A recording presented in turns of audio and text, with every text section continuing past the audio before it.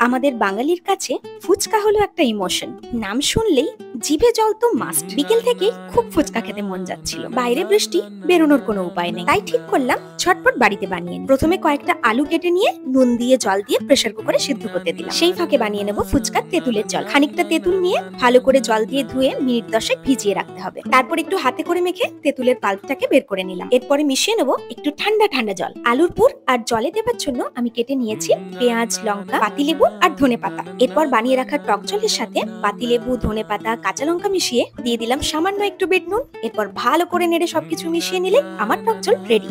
আলু সেদ্ধ তো এখানে তৈরি। এরপর ছাল ছাড়িয়ে কুচি করে রাখা পেঁয়াজ দিয়ে ভালো করে চটকে মেখে নিয়ে মিশিয়ে নেব একটু পাতিলেবুর রস আর ধনেপাতা, কাঁচা লঙ্কা কুচি, সাথে নুন আর বিট নুন পরিমাণ মতো। আর এখানে মা ভাজছে গরম গরম ফুচকা। আর এরপর তৈরি হচ্ছে একটা স্পেশাল ভাজা মশলা গুঁড়ো। আরে তেমন কিছু না, শুকনো খোলায় একটু ধনে, জিরে, শুকনো লঙ্কা ভেজে নিয়ে ভালো করে গুঁড়ো করে নিলেই ফুচকা স্পেশাল মশলা রেডি। এরপর এই মশলাটা আলুর পুর আর টক জলের সাথে মিশিয়ে নিলে একদম দোকানের মতো টেস্ট হয়ে যাবে।